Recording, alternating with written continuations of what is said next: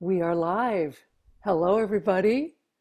My name is Sunny Wilkinson, and I'd like to welcome you to the fifth installation of my new show, Lighten Up with Sunny Wilkinson. To me, a very apt and appropriate title for the times. We need a little lightening up. Before I introduce my very special guest, and I'm thrilled to have him with me here today, I'd like to say a few thank yous. First of all, always to Jamie Sue Seal and Susan O'Rourke with Smokin' Dog Records, who are our, yes, our goddesses, right? Our guardian angels helping me with the show and in such fine collaboration. We have a wonderful time together. I can't say enough about them. And then secondly, to my dear friend on the West Coast, Kathy Siegel Garcia, who was the inspiration for me doing this show. She does a daily 2-hour show on Facebook Live, interviewing jazz musicians from around the world. I think she's probably moving towards 200 guests now.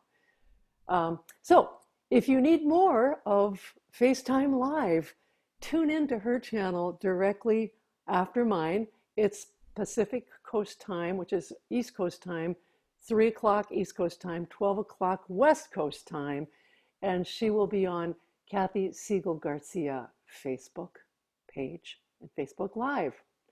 All right, without further ado, I am more than thrilled to have Elden Kelly with us today.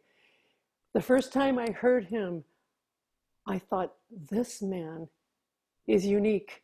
And as you know, unique needs no qualifiers. You either are or you aren't. He has such a huge voice. And before I get you to say hello to everybody, Eldon, let me read just a few quotes, okay? I love this one. He meandered from the Ganges to Delta blues, bluegrass, flamenco, a folk idiom so heartfelt it bordered on devotional. Yeah, Larry Cosentino, he knows how to put those words together, man.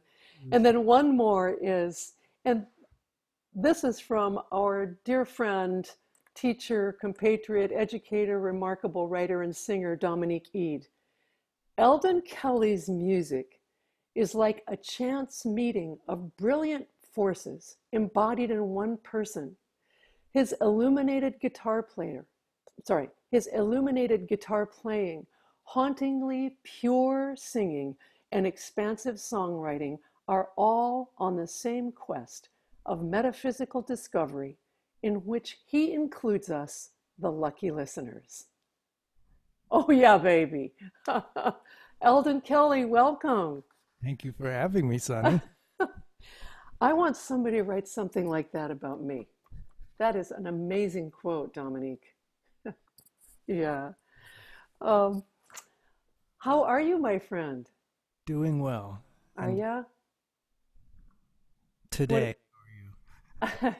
So, okay, before we get into music and life and spirituality and the forces that drive us towards depth and beauty, you got to tell me what either your new favorite food during COVID is or your new favorite drink. well, I have to say that having gone on like a little bit of a anti-takeout, policy in the beginning, Hmm. gradually relaxed that, and sort of after that, kind of was just remembering how amazing Indian food was. Hold on one second, Mike. Ron, I think we're on the professional page. Yes. And there should be a watch page on, well, Sonny my Will- husband just came in and said he's not getting me. So I Oh, just want to make sure you all know that it's on my professional page, Sunny Wilkinson, jazz singer, and there should be a watch party on my personal page. Sonny Wilkinson sings. Hmm. Well, either way, they'll get there. Yeah. Well, sorry for interrupting you there. That was my better half saying, "Where are you?" I'm seeing it on Facebook. Are you? Oh, good, good, good. Okay. We're there. So now back to the Indian food. Are you making this yourself or are you doing Indian That's the take-up? next step. Lonnie, my wife, and I really would like to get better at that. Yeah. And so we need to, that's going to be a kind of a project. Infusing those delicious layers of spices. And for a drink and a beverage, I was gifted this very exquisite maple syrup. I'm from Vermont, so I'm a little bit of a maple syrup snob. And my dad got me this really special maple syrup. It's a barrel aged. It's aged in these old whiskey barrels, maple syrup. And I put a little bit of that in my coffee, and it creates this amazing aroma and flavor instead of, sugar. Oh, I love that. Highly recommend. I have to tell you, your voice sounds like an FM DJ in my ears. It is so soothing. Oh, I, that's l- it's your sound setup, right? out to them. Hallelujah. So, our financial advisor comes from a family of maples. It's a maple syrup family. Oh, And on his property, he has over 400 trees that he taps either the old way, but he also has hoses running up into this piped in system hmm, into his sugar house. And during that time of year, it's pumped in. And you can imagine for a singer, this is just heaven. There's the maple syrup goes down these aisles and is being cooked by the flame, the log flame underneath. oh yeah. And the steam coming up is elixir from the gods. It's so good. What state is that in? That's down the road Nice. in Holt. So I'm going to have to introduce you to his maple syrup so that you can have some of the locally grown stuff too. Yes. Love it.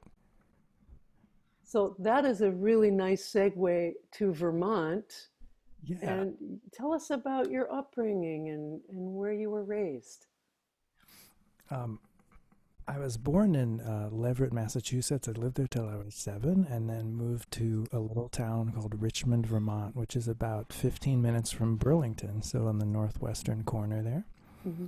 And it's just a beautiful pastoral rural area, lots of mountains, cows, maple trees, lots of beautiful views and vistas. Vermont is really special musically, actually. There's actually a really cool little cadre of very erudite jazz musicians in Burlington, and that was really important for me in my upbringing. And that was sort of what got me started down more serious discipline of jazz improvisation. Tom Cleary is a professor of piano at UVM, and he was my first jazz teacher. And I started jazz piano before guitar. And Me so he too. introduced me to a lot of that harmony. And then later I studied with Paul Lasbell, who's a really great guitarist and still teaching and just a really great resource on American music as well, sort of connecting like Americana with blues and jazz. And he's a really good Americana stylist as well. Fantastic. And were these teachers all in Vermont, from Vermont, that the area? Two were sort of, yeah, these are Burlington guys. They're still Burlington guys. shout out to them if you're listening. Absolutely. Boy, we can't do without our mentors and teachers, right? Yeah. So yeah, Vermont. Just to answer your question, in a lot of ways, there's similarities to areas of Michigan. Mhm. I guess it's more mountainous, but there's definitely that nice combo of towns and more urban areas, and then drive an hour or two, and you're like in country. And I love that about Michigan. I do too. I When I first moved here, I moved here in 93 from Los Angeles, and it was a very stark contrast in so many ways. But we used to go out and just meander in the back roads of Michigan on the farmland and the woods. Hmm. It still, don't you think that we're so lucky living here? I I look outside my house today. By the way, it's raining here, folks. It's starting to be fall. But right across the street from me is woods and a river and solitude and this pastoral beauty that You can't get that quietude in Los Angeles. I really, I guess because I grew up with that, I really like that, and that's something that I feel comfortable with and puts me at peace. Yeah. Yeah, Is that, this is a little bit of a non sequitur, but is that why you're not in New York? probably. Yeah, I honestly, when Lonnie and I came here, Lonnie led the charge actually. She got the MSU Distinguished Fellowship, and so she was like, I'm going to be there for at least 5 years. So I was like, okay, let's go here. And then I was kind of meeting some people at MSU. I hadn't applied to the master's department yet, so I met Ken Prouty and Rodney Whitaker, and then decided to do a musicology degree there, and that's how I met you, I believe. And so after living here for a little while, realized what a magical and beautiful place it is. And a lot of my friends had moved to New York after we left Boston. Mm. And now I'm really glad that we have been living here because of the beauty, and also just the standard of living is really nice, and just fresh air and so many blessings of being here. And I like having space and quiet. And I decided I value that more than like living in a cloistered area with, you know. I do know. I sort of had the benefit of both worlds as I spent 15 years in Los Angeles, but they were formative years. They were when I was young enough to be able to handle the intensity and the very close knit population, the population density. Now I worry about my friends with COVID. They're living, everybody's just packed on top of each other from pretty much San Francisco all the way to San Diego. Yeah, even just like Brooklyn itself, Yeah. like how many people are just in that one borough. To you, I bet you especially, you seem extremely sensitive these things, but when I go back to LA, I can feel the change in energy and it feels like this. And it takes me a couple days to get used to it after being here in the quietude. Mm. Yeah, it's different. Well, my heart and love go out to my friends in California and all of the West Coast with the fires and the smoke. You know, we're getting some of your smoke here, and I just can't imagine how difficult it is for you all out there. We are sending our love to you. East and West Coasts. Yeah, yeah. Would you, before we get too long into our interview and sharing, Hmm. do you feel up to playing something for us? Yeah, I was actually gonna play improvisation dedicated to you. Oh, really? Yeah, Wow. inspired Okay. that I've done this a few times on my live stream shows, and it's something that Chick Corea does, is like musical portraits. So I just wanted to share this with you because it's sort of a way to converse musically, but also do something that, you know, is appropriate to the moment. I So love it. if you would, I'll do that. Did you say this should be under 4 minutes? Oh, Did you say this perhaps, should be? Yeah, perhaps. perhaps. I'm gonna set Now, it. I'm not going to time you, and I will not chastise you if you go over Or under. or under. Okay, we'll let it be what it is then. Yes.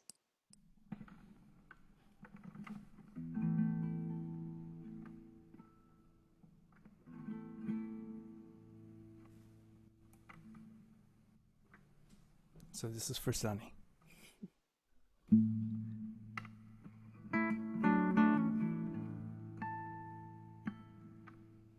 Can you hear that?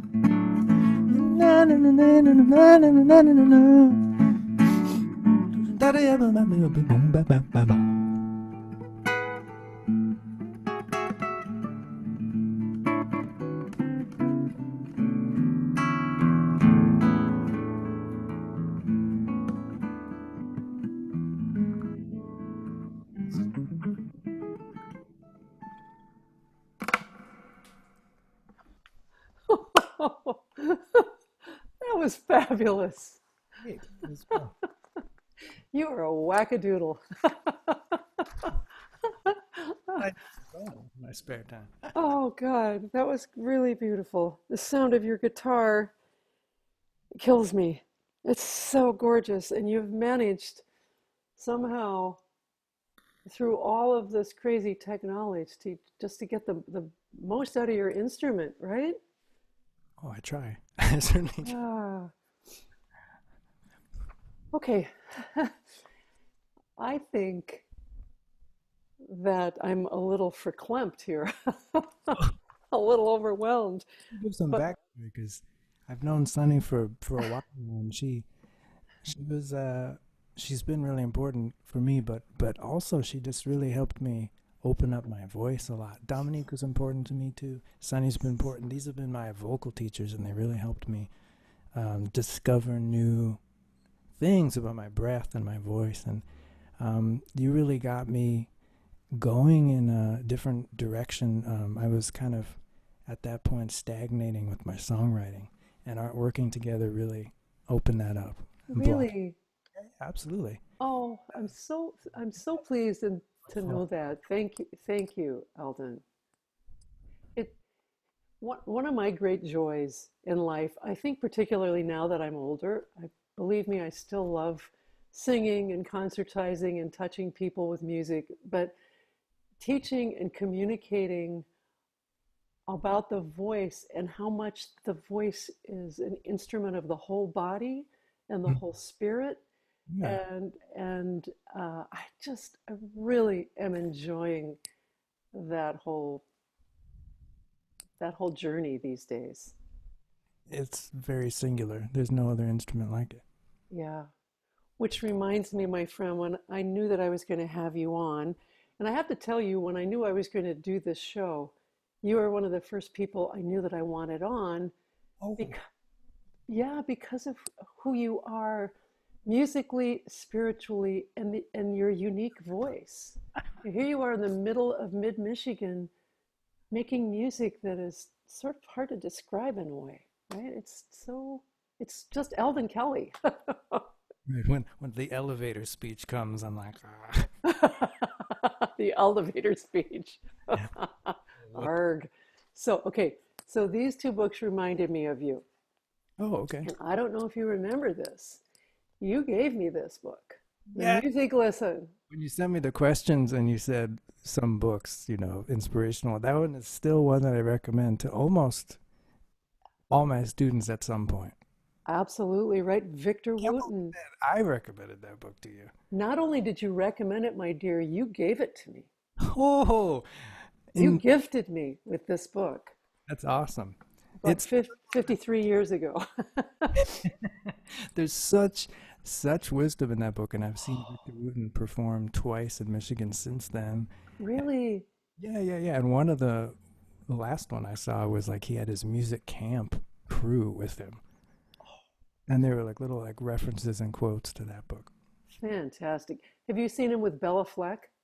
I would love to. I've never seen him with Bella Fleck. I've I never. I think I did. I think I saw him with Bella um, years ago, but nonetheless, yeah. One of the lessons that really struck me as I just pulled this off the shelf was when Michael takes Victor out. This is his mentor, sort of magician, music teacher, teaching music on deeper levels, and had him be in nature. And the little snake that crawled up onto his lap and just curled there. And how Michael's lesson to Victor was listening is not so much the intense way we teach it in university, but more this gentle, soft opening, slowing down, awareness shift. And that's what he got. And it just really resonated with me today because I needed it. It's Yeah. beautiful. And then the other book I brought that reminded me of you is this one. It's good. Do you remember Hassan Malouf? Of course.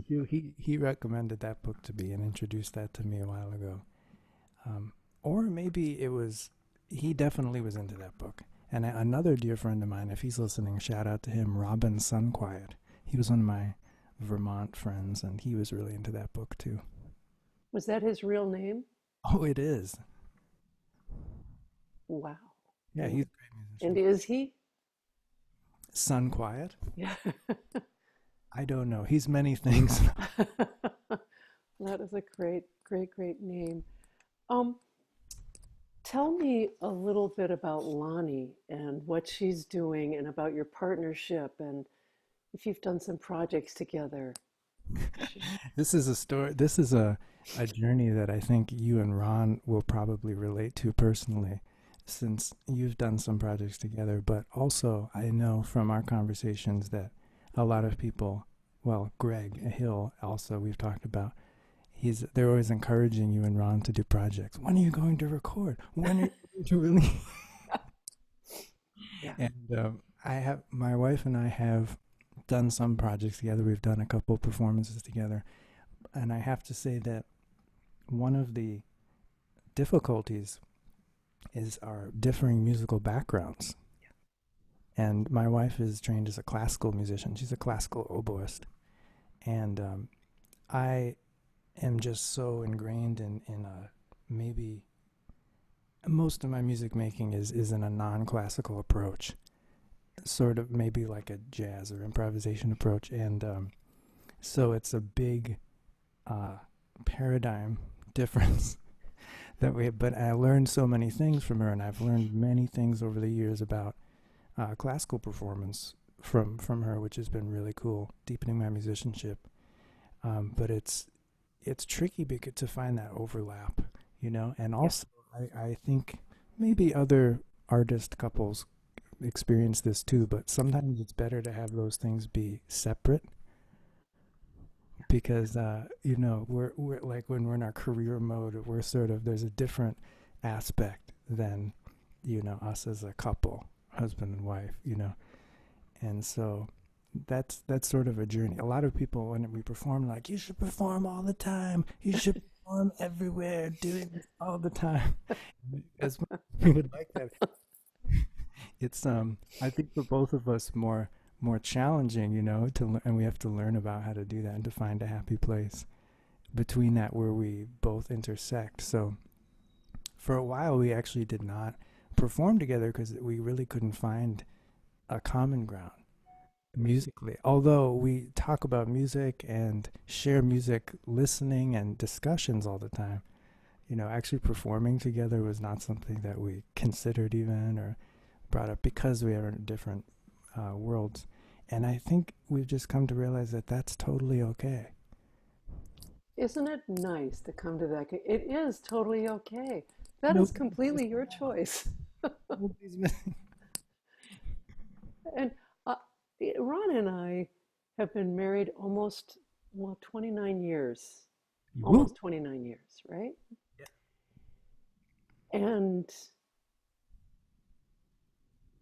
you need some aloneness in your togetherness. Oh yeah. You need, we came into it, we got married when we were 40. So we each had individual lives, individual musical lives, personal lives. And the good thing about that was we went away and came back together. Hmm. And I also think it took us quite a while to learn to be together musically and to give each other what we needed. Hmm. And that took that took some time, Right. right? It's a completely different relationship And than being married. indeed. Yeah, and some people can't make that happen. It's too tricky.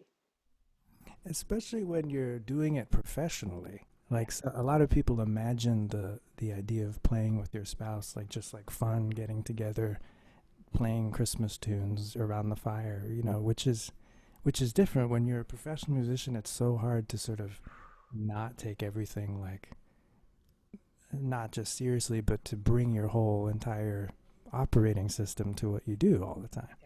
So I can't, we can't expect to just suddenly be like a different person.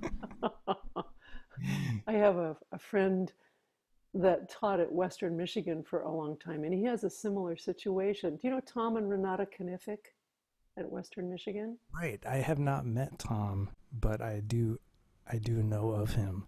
So he is a jazz bass player, and Renata is a classical violinist, right? And it's very similar. However, over the years, I think one time, and I love this idea, Tom wrote a recording project in the jazz crossover vein for Renata. Mm-hmm. And the improv parts were written out.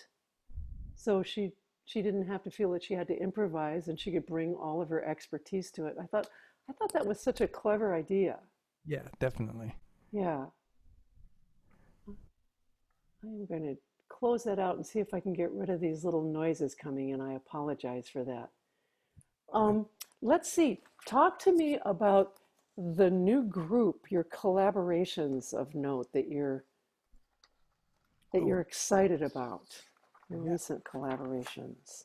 Um, well, we have a mutual friend, Greg Hill, and Greg has been great and really supportive of me artistically, and he and I have been working together um, to bring his compositions to life for several years now, and it's been really great. He has some really wonderful music, and so he sort of helped me bring a project to life that I'd been imagining for a while of sort of like a dream all-star band. And this band brings together some East Coast friends with some Detroit legends. And so we've got Galen McKinney the percussionist and Ralph Armstrong, international bass sensation from Detroit, and my friends Corey Pesaturo, world class accordion virtuoso, and Tucker Antell, who's a Boston tenor saxophonist that just, you have to hear it to believe. It just shreds everybody. He's it's just unbelievable. No, we don't, we just hear him, we're like, we don't understand how this is possible. Oh, And yeah, so Corey and I really got to know each other at New England Conservatory. We were both students in the contemporary improvisation department, and he comes from Rhode Island, which was cool because my grandparents are from Rhode Island. That's where my mom grew up. So I kind of liked that background, and he and I had a lot in common, just with a sort of a love of older music and older aesthetic ideals, yet at the same time wanting to like take that into the future. So he sort of plays accordion, but it's like a digital accordion with lots of extra sounds and things. So he's into kind of fusion. And if you don't know who Ralph Armstrong and Galen McKinney are, you better go out and check them out. But you know, for a lot of people, hopefully listening to this show, though, they will know. But just briefly, Ralph Armstrong has played with a lot of my heroes like John McLaughlin and Jean-Luc Ponty, and from a very young age was involved in the jazz fusion genre and kind of a pioneer of electric fretless bass. And Galen McKinney, I've performed with, you know, quite a bit over the years in different groups, and she's, you know, someone who's been playing drums since she was so young, and just the rhythm vocabulary she has is unsurpassed. And this group we've called the Outrospectives, since it was formed to sort of it was formed to play, or Greg sort of created this group to play his tunes in the beginning, and as it, you know, gained life, we sort of kept that name, the Outrospectives, which is named after one of Greg's tunes. And so this group is going to be releasing a recording we made of a live show from last year. This will be released in the fall, later in the fall, and so that's the latest band project, and so I'm really glad about that. I can't wait to hear this. I heard you live Right. Okay. Good. at Yeah, at the house concert. Was it a house concert? Yeah. no, it was Really downtown in Old Town. cool. Wasn't that the Outrospectives band at Terry's place? I'm sorry.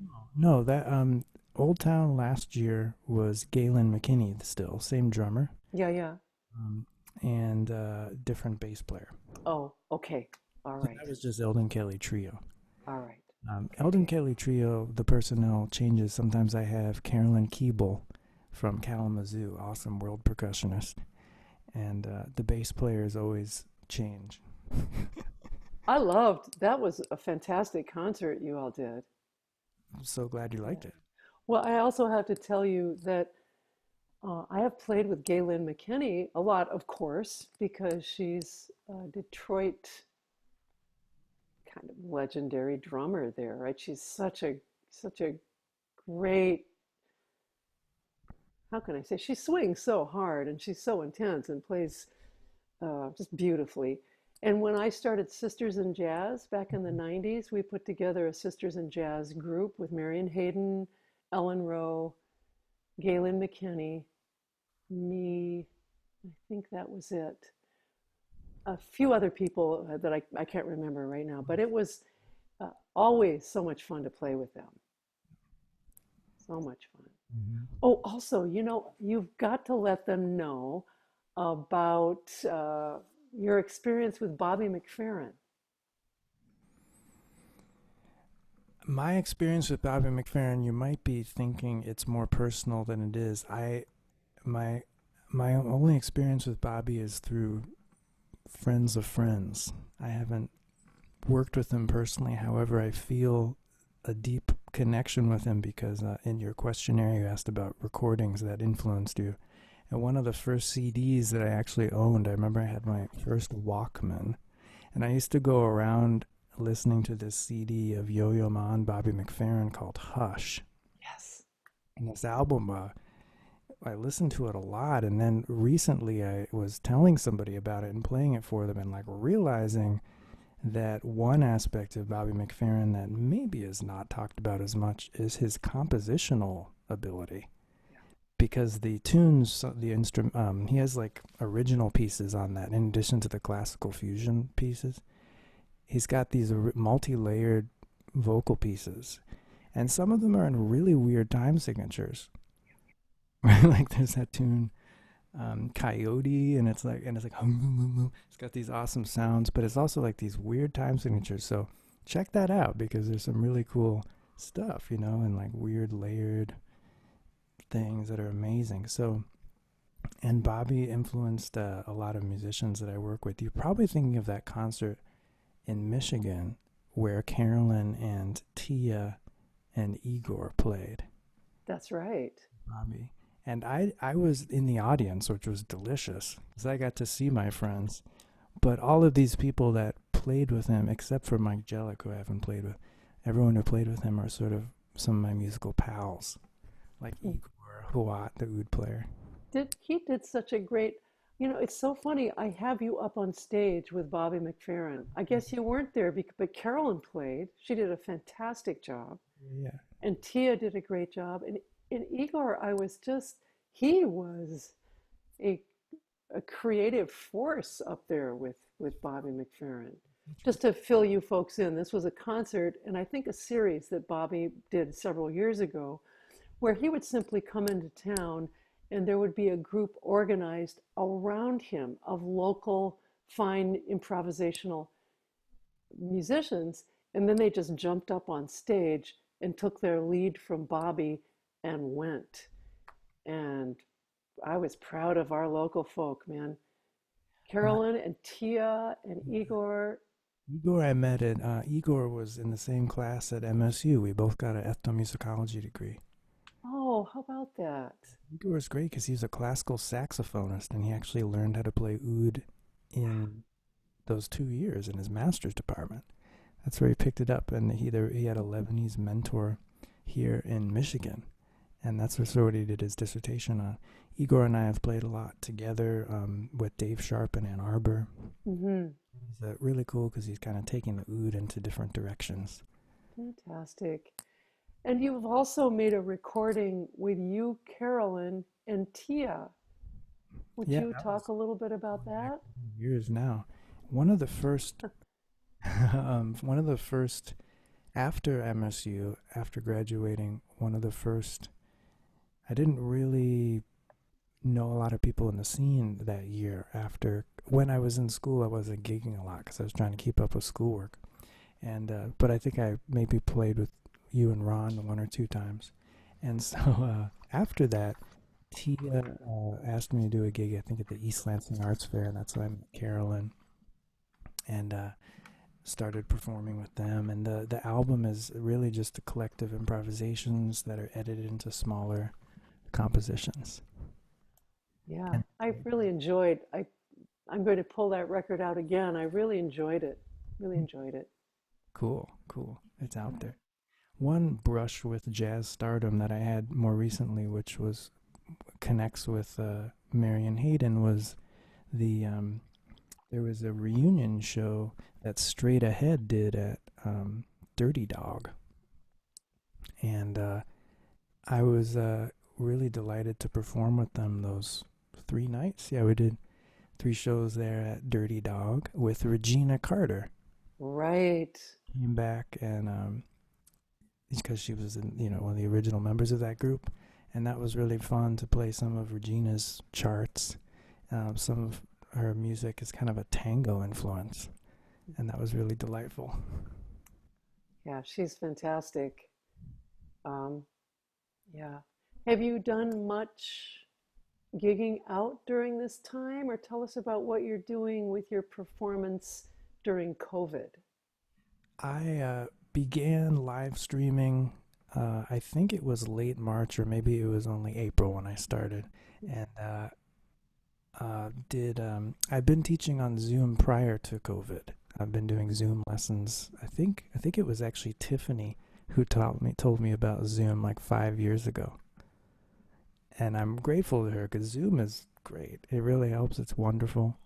So, yeah, I think I know people think it's a lot of technology. I think it's not really a lot if you're used to home recording, which I am. But yeah, there's technology to learn from. So I started doing these live streams twice weekly in April. They were about an hour long. And I did that. For about 25 shows are archived. Wow. You can go back and one of my students, Cheryl Shell, did a lot of the hard work of going back and tabulating all the sets. So there's time-stamped sets of all of them. And where can people see them? They can be found on my website. There's a link right there. Oh, good. ELDENKELL.com, eldenkelly.com. Could you say that slower for the older folk? ELDEN, that's my name, ELDENKELLY, eldenkelly.com. The site that I used for these live streams is called crowdcast.io. Crowdcast.io. If you go there and search my name, you can also get it. Since then, I moved away from Crowdcast. I'm using other platforms such as YouTube. But yeah, I'll be archiving, putting those on YouTube and also restreaming them on Facebook. So just go to my website for the schedule. So I'm doing a lot of live streaming stuff during this time, mostly because solo guitar has been an interest of mine for probably 8 years. I've been doing it more seriously. And so it's nice to have something I always do, so it's nice that I'm able to share that without logistical problems. Yeah. Like solo, and that's easy to do as a singer-songwriter too. So I feel lucky and blessed that way. But I always enjoy creating music, so happy to share that. So no, I'm not performing. I haven't done live shows out. I've been just doing these here, the live streams. We're in a similar situation. We've just made an executive decision that we're not doing that yet. We're not comfortable going in, but it is awfully nice to have my piano player in residence. No.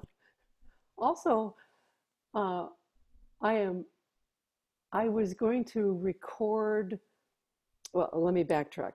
My husband fell down and separated his shoulder, and there was a while that he just couldn't play at all. He's getting better and he can play a little bit and getting stronger and stronger.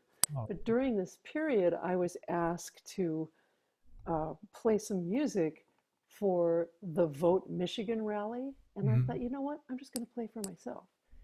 And so I practiced a lot and got feeling really comfortable doing this little samba and playing and singing. And I so enjoyed the process of working that up. That's great. Yeah, I really did. And I think I might just continue working on that a little bit. Lovely. Yeah, I it's think great. that's a good thing about this time period is people having more time, I guess, to focus on skills that haven't been developed before. But Yes. it's a little sad that it took this to have people realize that. Whatever it takes, though. Yeah. I've talked to a lot of other people, musicians and artists, about the shift in focus Hmm. and the shift in energy. My favorite energy has always been up and out there and moving and creating and taking a walk and then moving. And it's been really healthy and good for me just to calm down and just to have a little more quietude and let being take precedence over doing. it's Hmm. it's good. Yep, that's Really. that's a good mode. So, my friend, do you have some? I'd love to talk to you about your philosophy of education and how you bring music out of your students, and if you have any words of advice for young people coming up now. Yes. Oh, so words of advice for young people coming up now in music? Sure, music or the arts, I would think. Okay. Yeah. I guess I'll frame this with well, it's of course that's going to be subjective, but my own experience, and this is something that I try to talk with students about, but um there is always a question of should I pursue a career in music, or should I do this as my career? And I mean that really doesn't matter at all. um, in my opinion, and the reason I got into music was just a deep love and interest in how it works and trying to uncover more about it. And for me, music is a daily journey. It's just something that I'm interested in all the time, and regardless of whether or not you frame it in career or whatever, I mean, music is just always going to be something that's fascinating to me and that I'll always be occupied with in some way, playing or studying or listening to. It's totally all encompassing. I can't find enough hours in the day to do everything that occurs to me to explore. I, having this time to practice now, it's actually not different than the time I always set aside for music. It's my first priority. It's something that I consider so essential to well-being, and I enjoy imagining all of the infinite things that can be done with music and accomplished through it. And there's no shortage of projects that I can dream up. And so whether or not it's a career that is pursued should not be the first question. The first question should probably be, why do you do music? Why are you interested in doing this? Like, what draws you to it? And it's something that I can't live without. I can't not do. So since I feel like I need to do it so much, I just found a way to make that support my livelihood. And teaching is a nice way to continue that involvement with music, because you can't play 10 or 12 hours a day, but at least you can be engaged in talking with it about it. I mean, sometimes you can be, but that's probably crazy. Anyway, so I think with young people now, like who are who are younger than me, I guess one thing that I think is important, and I think some of my friends don't think this is important. Other millennials discount this, but I think that it was important that I learned the guitar before YouTube was populated with content. YouTube was not happening. There was nothing on it. And there was no ultimateguitar.com for tab. There was nothing like that yet. Although I had a computer, I was not like, without. There was internet. But when I went to learn something, I would do it by ear. Yeah. I would just go and like listen. When I wanted to learn Charlie Parker, I would put it on and I would like maybe slow it. Like I had a record player, I would do it on half speed, like old school. Yeah. And it made my ear got really good. And a lot of people are always like, how come your ear is so good? It's like, because I just worked at it and I did it from a young age. I didn't think that was unusual. And of course, there's talent that people have and there's like capacity that you have. But I don't know if people should limit they don't know how far they can go in music till they really put it to the test. And this is a saying that I kind of have from my educational, my academy, if you will, for my students, but this is something that I always hold close. These are the 3 statements. Focus the mind, train the ear, tune the heart. Oh, I love that. Say those again. That's my slogan. Focus Focus the the mind, train the ear, tune the heart. Lovely. Lovely. Yeah, so one thing that I've encountered with music lessons is this like discussion of technique. And maybe it's not, I think singing is a good analogy, because with singing, you can't see what you're doing. All the technique is inside, it's internal. And with voice, it's expression is maybe so close because it's coming from you, it's coming from inside you.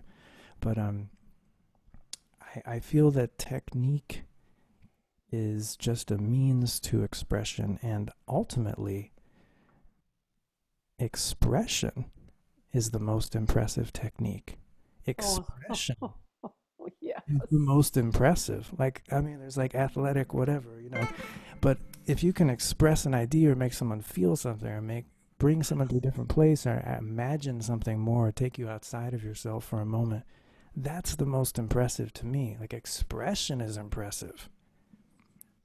I want to like feel something or be transported from the music, and that's something that I strive to do, is to offer a glimpse of something beyond the current reality, something that maybe offers just a portal into all of the amazing joy and infinity that's inside music.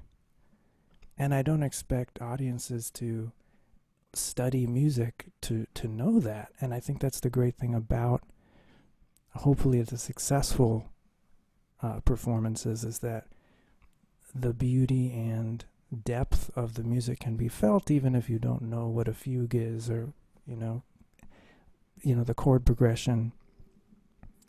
It's like this piece that I've been working on in the last couple months, Goldberg Variations, is a piece that was one of the most important recordings to me. It was played to me during the womb, and when I was growing up, I listened to it all the time, the Glenn Gould recording.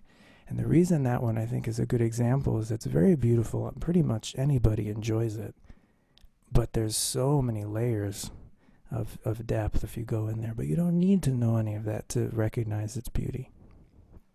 And so now my philosophy with music is to try to offer something that's beautiful, because there's so much in the world that's right now that's not. There's so much that's not pleasant to look at. Music is seemingly impervious to that. There's this like absolute beauty that's always going to be there, regardless of all of the crazy drama that's going on here. Music just stands by and listens and watches and offers its beauty. And I just pray and hope that every day I can be close enough to that source that I can be a channel for music. And it's a process. You have to really clear yourself so you can be a conduit for it. But that's my goal, is to try to offer a pure portal for music to come through. Music ideally comes from beyond you, and you are a conduit for it to come through.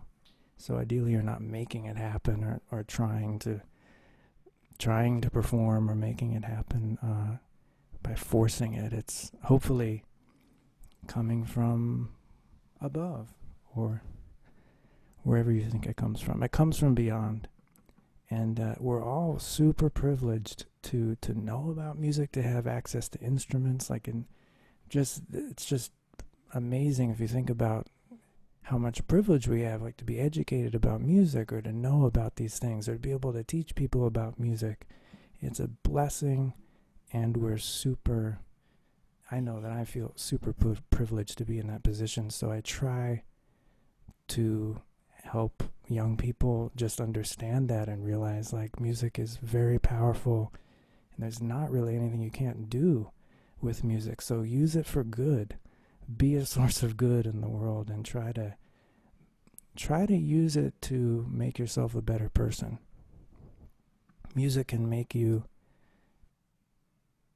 ideally you can be a mirror for the best things about music. So I don't see a difference between musical development and personal development. Ideally they go together.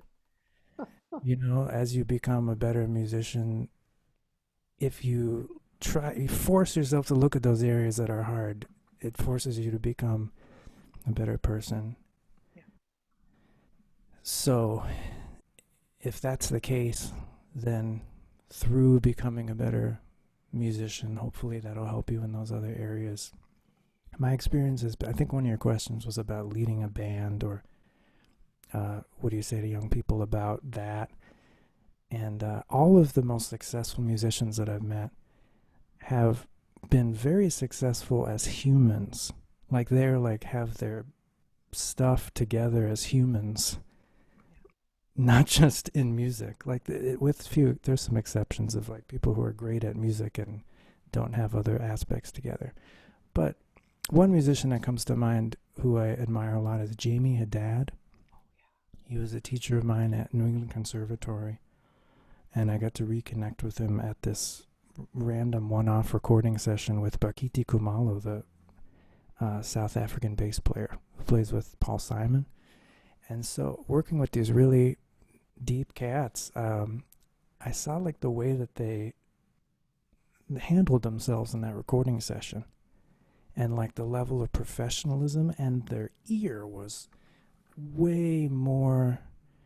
I would say they were more picky about stuff than when with other musicians that I've worked with, and it that level inspired me a lot, and it's easy to get, well, especially going to music school, like at New England Conservatory, like everyone could sight read, and you take that for granted, Mhm.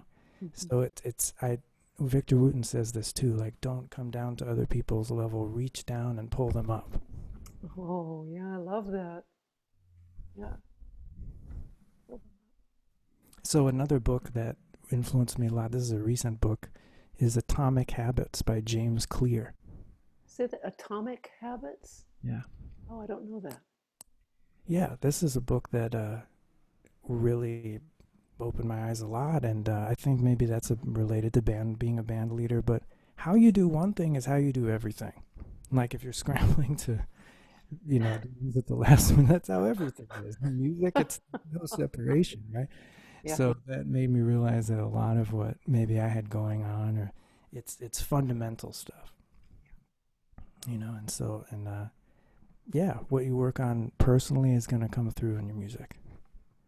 It's so interesting you're talking about these things, and you said it so eloquently.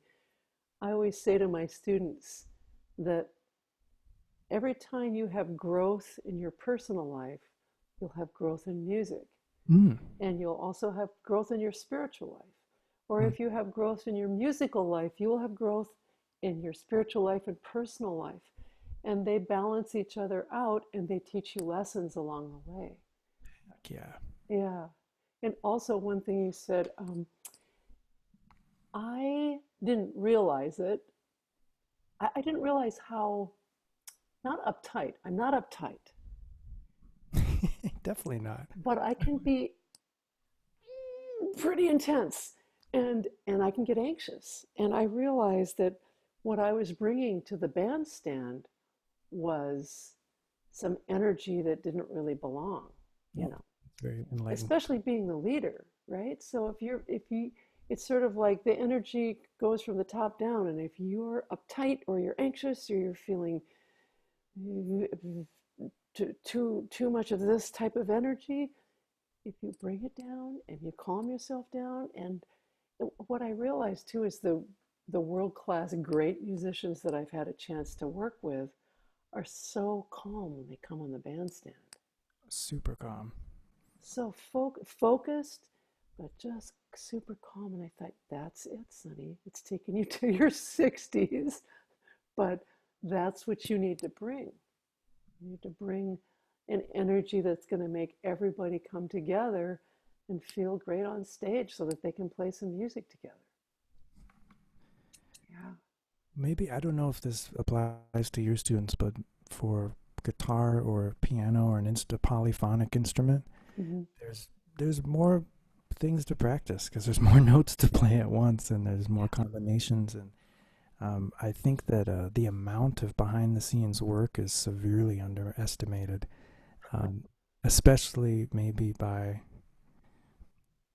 I don't know. It's not generational, but one one quote that I really enjoy a lot, and one of the old masters that inspires me a lot is Bach. And he had, because everybody, is enamored by I mean, there's just so many levels of depth in that work. I got this great quote from Bach I want to share with you Yes. that I think is really like a wake up call for students. because they're like, oh, he's such a great genius. And that is true. But also, there's all this behind the scenes work, hours of work and labor, unglamorous work that goes into presenting something that maybe just goes by in 2 minutes. This is the quote: ceaseless work, analysis, reflection, writing much, endless self correction. That is my secret. Would you send that to me? Yeah. Yeah, absolutely. That's great. Well, and I think sometimes singers can slide through because there's such an amount of natural talent that comes through. People can sing. There Mhm. are people that can just sing. But if you approach it as a craft and an art form, and you're learning the instrument as well as learning how to sing Mhm. and building the instrument, there's a lot of craft and work that goes into that. Yeah. So I think it can be said of any pursuit that's worthy of our attention and that you want to get better at. It's going to take a lot of work. Yeah. Yeah. So, well, could we play a little piece of what would you prefer, Eldon? Would you like to do Waltz for Tomorrow and probably just about a minute snippet, Yeah, that's or Willow? um hmm, I'm not sure. I'll let you pick. All right, I'm going to play a little bit of Waltz for Tomorrow. It's so beautiful. This is the Outrospectives band. All right, come on now, baby, play for me. There it is.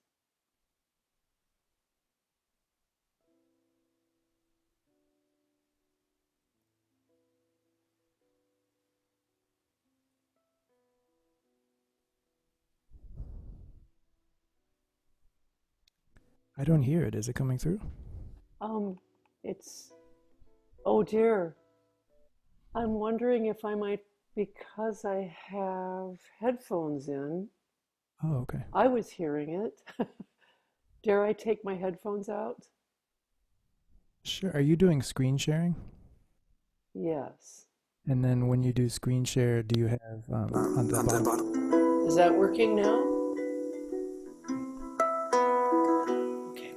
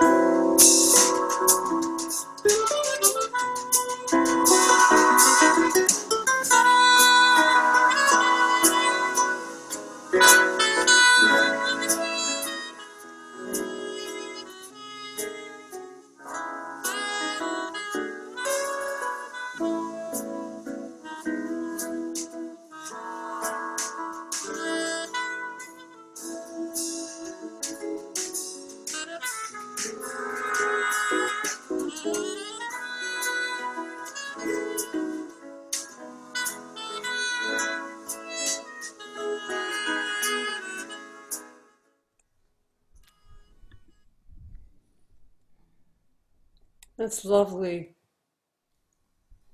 Oh, Lovely, thank you. lovely. When do you have any idea when this is going to be released? I'm not sure. That tune I've recorded in a couple different configurations, and we'll see. I don't know which one will be released. Oh, To be to be announced. announced. Well, my friend, this has just been a bit of magic for me. I have to tell you, I needed to hear some of the words you spoke. today. Oh, it was my pleasure. Yeah. Sometimes we're so protected by what's going on and we have to take care of ourselves to protect ourselves. But we've got to keep our spirits open and our hearts open Well and our said. communication open. Yep. Yeah. Yeah, so thanks for reaching out and involving me in this. I'm so pleased. Is there anything you would like to say to? Please go to Elden's website and check out his music. And was there anything else you'd like to say before we sign off for today? Stay well and healthy, everybody, and keep your spirits high. Yeah. Thank you so much, Eldon. We'll see you in 2 weeks, everyone. Mwah.